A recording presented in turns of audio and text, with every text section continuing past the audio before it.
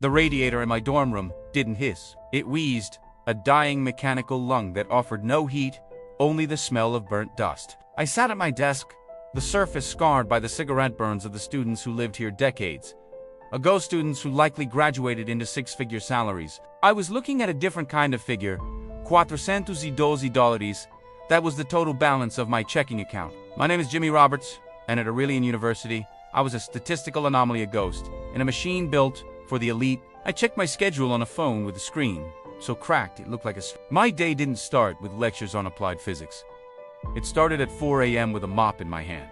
I was the lead custodian for the North Wing, the dorms, where the legacy students lived. These were rooms with silk sheets and refrigerators, stocked with more imported water than I had blood in my veins. As I pushed the bucket down the hallway, the sound of the wheels echoing against the marble felt like a countdown. I stopped in front of room 402, Chadwick Van Pelt's room. The door was propped open. A party had ended, but the stench of entitlement remained. There were crushed cans of expensive craft beer and the remains of a lobster dinner cooling on a silver platter. Chadwick was sprawled on his leather sofa, still wearing his designer watch. He opened one eye as I entered. "Oh, look, it's the Scholarship King," he drawled, his voice thick with sleep and arrogance. "You're late, Roberts. There is a smudge on the window that's blocking my view of the sunset I am going to buy one day. Get on it." I didn't look at him. I couldn't. If I looked at him, he'd deceive the calculation in my eyes away. I was mentally measuring the distance between my mop handle and his jaw. Instead, I dipped the rag into the gray water and started to scrub. "I heard your mother's pharmacy cut her off, Jimmy," he continued, a cruel smirk playing on his lips. "Debt is a weight, isn't it? Like a collar. Some people are born to hold the leash. And others, well, others are just born to bark."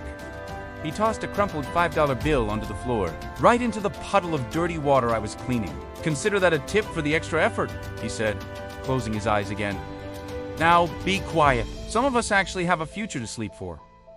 I picked up the bill. It was soaked heavy with the filth of the floor. I tucked it into my pocket because I had to.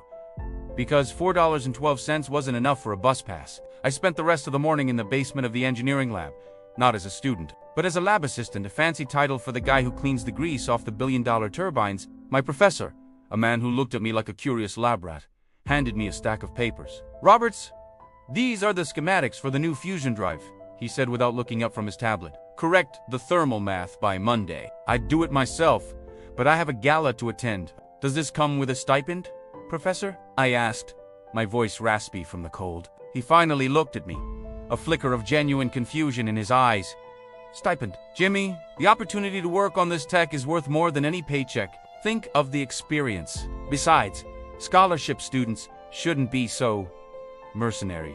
I walked out of the lab, the hunger in my stomach feeling like a physical claw. I had 3 jobs. I had a 4.0 GPA. I had the respect of exactly no one. As I walked toward the scrapyard district for my 3rd shift sorting through the university's electronic waste, looked up at the spire. It was the highest point of the campus, a needle of gold and light. I told myself that one day, I wouldn't be the one cleaning the glass. I'd be the one behind it, looking down. But as the freezing rain began to fall, soaking through my thin jacket, that dream felt like a lie. I was a zero. I was a man drowning in a sea of iron debt. And the tide was only coming in. I didn't know then that 48 hours from now, I would find something in the mud that didn't care about my bank account. Something that had been waiting for a man who had nothing left to lose. But for now, I just kept walking, my boots squelching in the mud, counting the seconds until I could close my eyes and forget I existed.